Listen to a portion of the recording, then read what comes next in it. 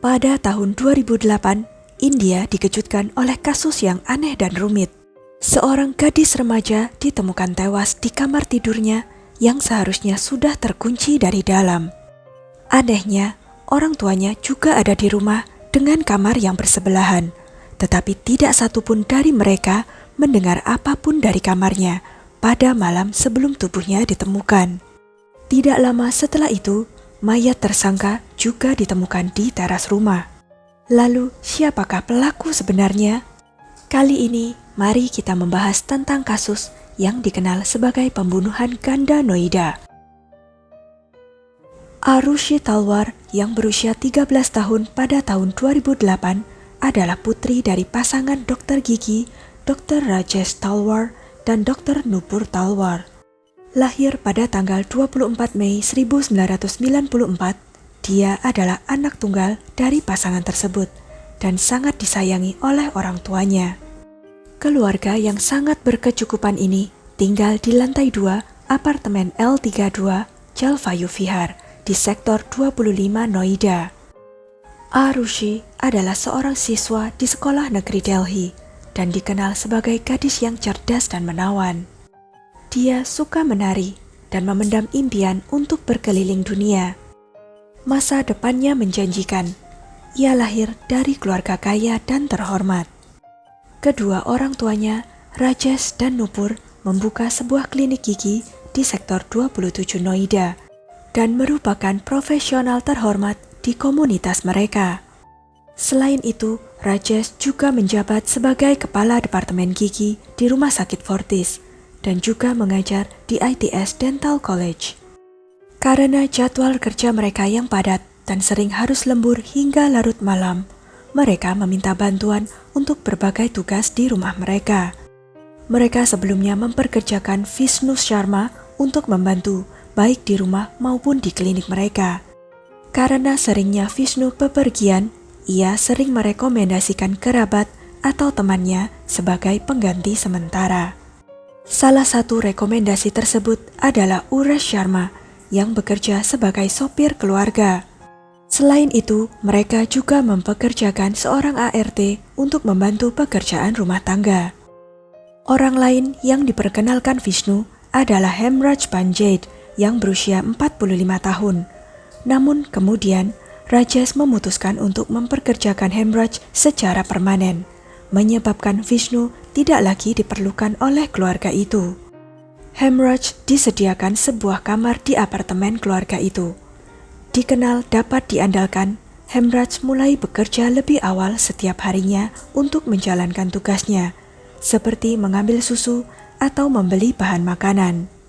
Keluarga Talwar puas dengan pekerjaannya. Pada tanggal 15 Mei 2008, hari yang sama seperti hari lainnya, Rajesh dan Nupur berangkat bekerja di klinik mereka, sementara Arushi pergi ke sekolah. Nupur bekerja di klinik dari jam 9 pagi hingga 13 siang, dan kemudian menjemput Arushi dari sekolah pada pukul 13:30. Mereka kembali ke rumah untuk makan siang dengan ditemani oleh adik ipar Nupur, Vandana Talwar. Setelah makan dan ngobrol sebentar, Nupur pergi ke rumah sakit Fortis pada pukul 16:30 untuk bekerja di jam shiftnya, yang berakhir pada pukul 19:30. Sedangkan Rajesh, ayah Arushi, mengajar sebagai profesor di kedokteran gigi ITS Dental College mulai pukul 8:45 dan berakhir pada pukul 15:30. Setelah tugas mengajarnya, Rajesh diantar ke kliniknya, di mana dia merawat para pasien sampai jam 8 malam. Umesh, sopir mereka, mengantarnya pulang malam itu dan tiba di apartemen sekitar pukul 21:30. Setelah memarkir mobil, Uresh naik ke apartemen untuk mengembalikan kunci mobil dan tas kerja Rajesh yang dia serahkan kepada Hemraj. Saat itu, Uresh melihat bahwa keluarga itu tampaknya sedang bersiap-siap makan malam.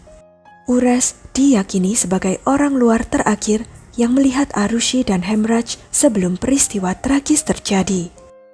Keluarga tersebut menyelesaikan makan malam mereka pada pukul 10 malam. Dengan ulang tahun Arushi yang semakin dekat, orang tuanya memutuskan untuk mengejutkannya dengan memberinya hadiah lebih awal. Mereka menghadiahkan kamera digital C Sony di dalam kamarnya. Dengan gembira, Arushi mengabadikan momen itu bersama orang tuanya. Stempel waktu di foto terakhir adalah pukul 10 lewat 10 menit malam. Setelah itu, orang tuanya kembali ke kamar mereka sendiri.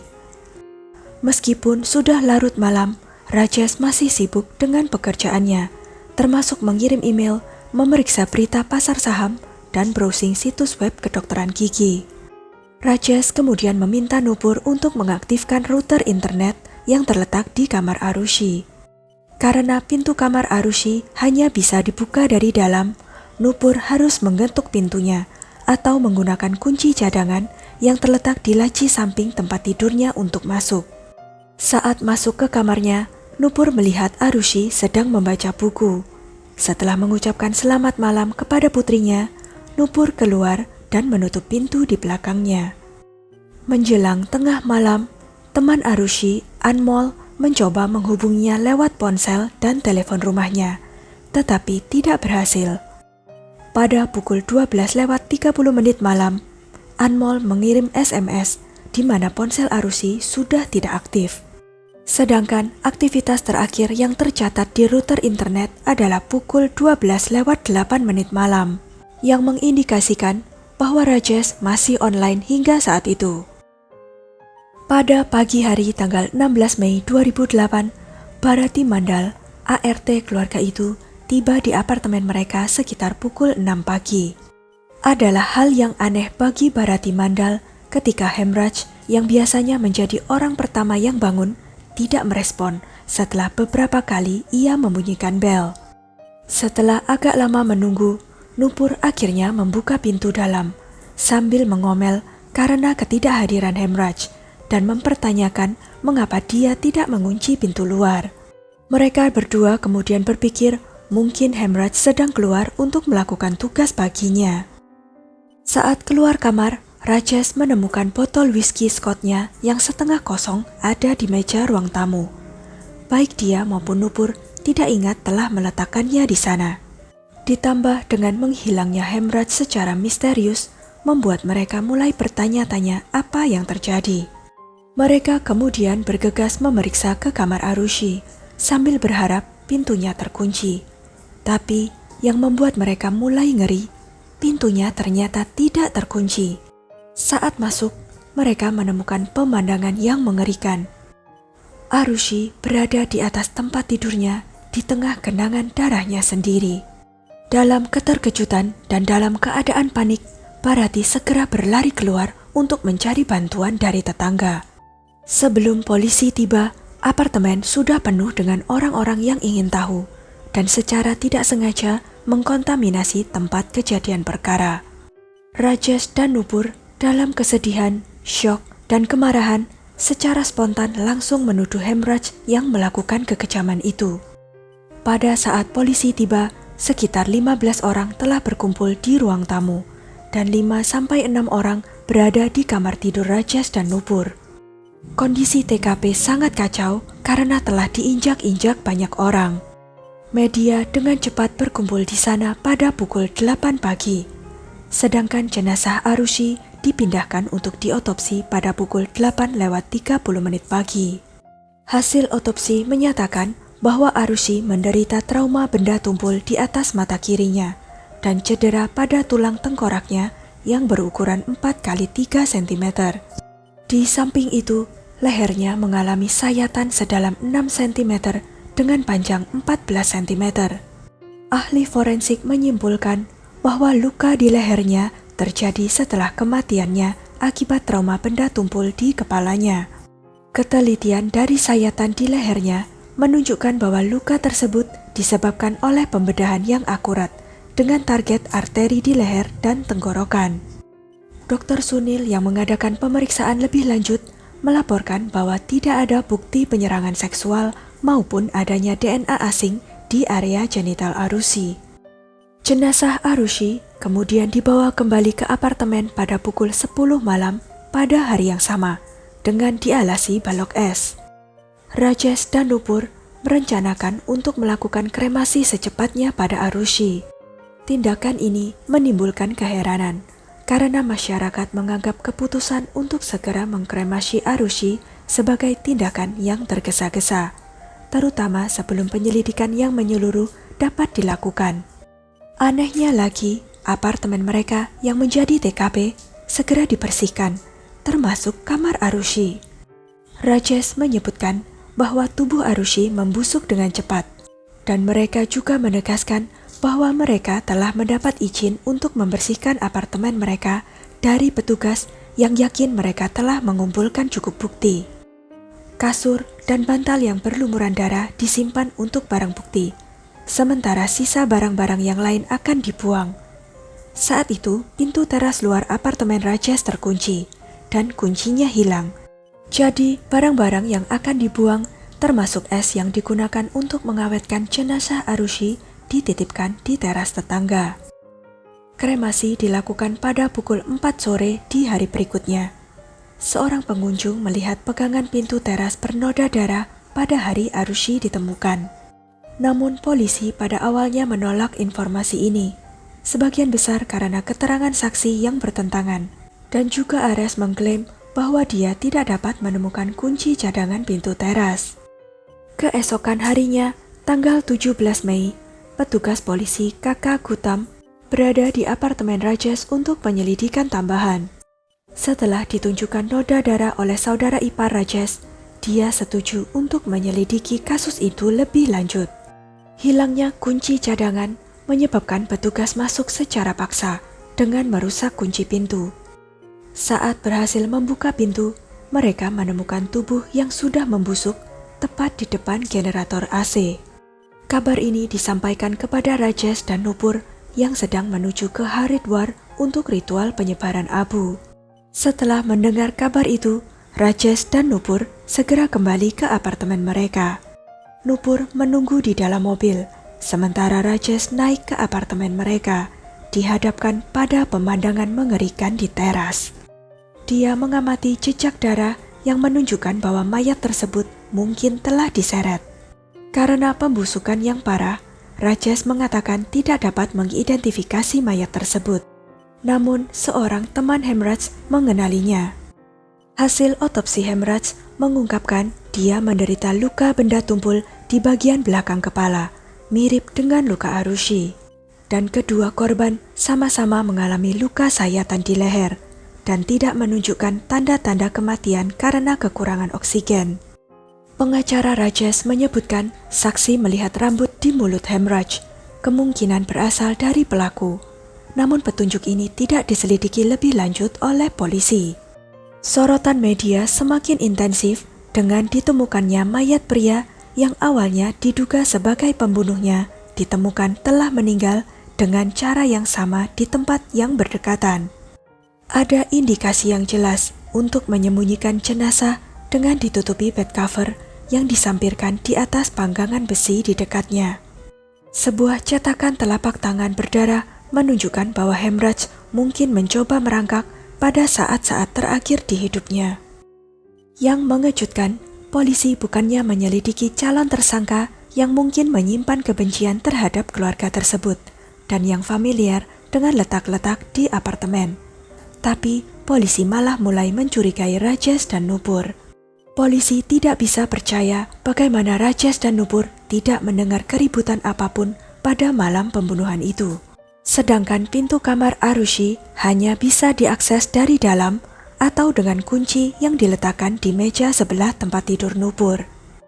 Kegagalan Rajesh dan Nupur untuk menjelaskan bagaimana orang luar memperoleh akses ditambah dengan mereka terburu-buru untuk mengkremasi Arushi hanya memperdalam kecurigaan terhadap mereka. Kecurigaan lain juga ditujukan kepada Vishnu. Polisi mencurigai dia membunuh Hemraj karena perselisihan terkait pekerjaan dan kemungkinan membunuh Arushi karena dia mungkin menyaksikan perbuatan Vishnu. Vishnu bersama mantan pembantu rumah tangga lainnya dibawa untuk diinterogasi. Namun, polisi tidak bisa menemukan bukti nyata apapun yang memberatkannya. Perilaku Rajesh semakin memperumit investigasi.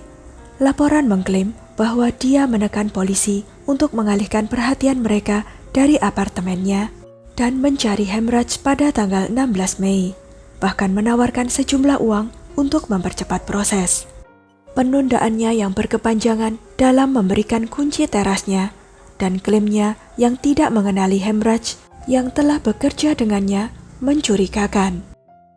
Saat diinterogasi, teman-teman Hemraj mengungkapkan bahwa Hemraj pernah mengungkapkan kekhawatiran tentang keselamatannya. Alasan atau orang di balik ancaman ini masih belum diketahui. Polisi kemudian menahan Rajesh dan Nupur berdasarkan bukti-bukti tidak langsung. Inspektur Jenderal Gurdasan Singh menyatakan ada 2 skenario potensial. Yang pertama, dia berteori bahwa Hemraj memeras Rajesh karena mengetahui perselingkuhan, yang menyebabkan Rajesh membunuhnya. Versi ini mengasumsikan Arushi terbunuh karena tidak sengaja menyaksikan kejahatan tersebut. Teori kedua, Arushi yang frustrasi dengan dugaan perselingkuhan ayahnya mencari hiburan di Hemraj yang berpuncak pada hubungan seksual. Diduga Rajesh memerkoki mereka dan membunuh keduanya dalam ledakan kemarahan. Hasil otopsi pada Hemraj yang menunjukkan tanda-tanda aktivitas seksual saat terbunuh semakin memperparah spekulasi ini. Masyarakat marah dengan spekulasi itu dan menganggapnya sebagai serangan terhadap karakter Arushi. Mereka meyakini polisi memutarbalikkan sifat ramah Arushi dan interaksi rutinnya dengan teman-temannya untuk menciptakan pandangan negatif terhadapnya. Karena keributan yang terjadi, Menteri Perempuan dan Perkembangan Anak meminta penangguhan Inspektur Jenderal Gurdasan Singh. Kemudian dia aktif bekerja kembali 2 bulan setelah itu. Tak lama setelah penyelidikan awal, Krishna Tadarai, seorang pegawai Rajesh, ditangkap pada tanggal 7 Juni karena dicurigai terlibat dalam pembunuhan tersebut. Ada spekulasi yang menyatakan bahwa Krishna mungkin telah termotivasi untuk menyakiti keluarga Rajesh, terutama setelah Rajesh dilaporkan memarahinya di tempat kerja. Dugaan ini mulai meyakinkan ketika Umesh, sopir Rajesh, bersaksi bahwa dia mendengar percakapan antara Krishna dan Hemraj, di mana Krishna mengatakan akan berurusan dengan Rajesh. Saat diinterogasi, Krishna menyeret nama pria lain, Rajkumar, yang dipekerjakan oleh rekan kerja Rajesh. Polisi kemudian menemukan kaos berdarah di kediaman Rajkumar, tetapi dia mengklaim bahwa darah itu berasal dari tubuhnya. Semakin mempertebal kecurigaan ketika Vijay Mandal, seorang asisten rumah tangga di lingkungan tersebut yang memiliki hubungan dengan Hemraj, Krishna, dan Rajkumar, juga ditahan. Mereka semua dites narkotika, namun hasilnya tidak diungkapkan ke publik. Masing-masing dari mereka mengeluarkan pernyataan pengakuan. Rajkumar dalam pernyataannya mengklaim bahwa Krishna membunuh Arushi setelah dia mengancam akan membeberkan beberapa kesalahannya, dan kemudian membunuh Hemraj dengan gegabah karena ketahuan. Sementara pengakuan Krishna sendiri tidak konsisten. Dia mengklaim Rajkumar dan Vijay juga terlibat dalam pembunuhan tersebut. Krishna membuat 3 pengakuan berbeda yang semuanya dibantah dengan alibi. Keluarga Krishna menegaskan bahwa dia ada di rumah pada malam pembunuhan. Sedangkan Anita Durani, rekan kerja Rajesh yang mempekerjakan Rajkumar, menjamin dia berada di kediamannya saat lewat tengah malam. Dan majikan Vijay, seorang tetangga, menyatakan bahwa Vijay berada di garasinya pada saat kejadian. Pengakuan-pengakuan yang bertentangan, alibi, dan hasil tes narkotika semua dipertanyakan kebenarannya dan tampak semakin rumit untuk dipahami. Penyelidikan menjadi semakin tidak jelas arahnya ketika pada bulan September 2008 ketika tersangka utama Krishna, Rajkumar, dan Vijay dibebaskan karena kurangnya bukti. Keputusan ini semakin membuat masyarakat skeptis pada polisi, terutama setelah muncul tuduhan bahwa Rajesh dan Vijay dianiaya secara fisik saat berada dalam tahanan untuk mendapat pengakuan paksa. Investigasi berikutnya terbukti sangat tidak meyakinkan. Pihak berwenang tetap fokus pada orang tua Arushi. kurangnya tanda-tanda perlawanan menambah teka-teki dalam kasus ini. Polisi menunjuk adanya potensi manipulasi pada alat usap genital Arushi. Namun akhirnya diputuskan bahwa kontaminasi tersebut disebabkan oleh kelalaian yang tidak disengaja, bukan manipulasi yang disengaja. Sebuah tongkat golf menjadi titik fokus sebagai alat pembunuhan. Rajesh memiliki 1 set tongkat golf. Polisi memperhatikan bahwa 2 di antaranya tampak terlalu dibersihkan. Sementara Rajesh mengakui membersihkannya, dia memiliki saksi yang menyatakan bahwa dia tidak melakukannya dengan niat jahat. Kemudian, CBI memutuskan untuk menutup kasus tersebut dengan menunjuk Rajesh Talwar sebagai tersangka utama. Meskipun banyak orang melakukan protes keras dan mengajukan petisi, sistem hukum tetap mengajukan Rajesh sebagai terdakwa. Pada tanggal 11 Mei 2013, kedua orang tua Arushi, Rajesh dan Nupur, diadili. Keputusan pengadilan dibacakan pada bulan November 2013 yang menyatakan bahwa mereka bersalah atas pembunuhan putri mereka, Arushi Talwar, dan asisten rumah tangga Hemraj Panjade. Akibatnya mereka dijatuhi hukuman penjara seumur hidup. Putusan bersalah Rajesh dan Nupur memicu kontroversi yang signifikan karena didasarkan pada bukti-bukti yang tidak jelas dan tampaknya dibuat dengan tergesa-gesa. Kasus tersebut kemudian ditinjau kembali oleh Pengadilan Tinggi yang sampai pada kesimpulan yang berbeda. Pengadilan Tinggi memutuskan untuk membebaskan mereka pada tahun 2014 karena tidak adanya bukti nyata yang memberatkan. Temuan CBI dianggap spekulatif dan tidak cukup untuk dijadikan bukti. Setelah pembebasan mereka, Rajesh dan Nupur memulai kampanye untuk keadilan. Mereka meluncurkan situs web bernama Justice for Arushi Talwar yang menyoroti banyak kesalahan langkah dan kelalaian polisi selama penyelidikan. Sayangnya, kasus ini tetap tidak terpecahkan, dan tanpa bukti yang nyata, kasus ini akan selamanya menjadi kasus dingin. Semoga suatu hari nanti kebenaran dapat terungkap. Sekian kisah kali ini. Jangan lupa untuk klik like, share, subscribe, dan komen ya pendapat kalian. Sampai jumpa lagi di video-video selanjutnya.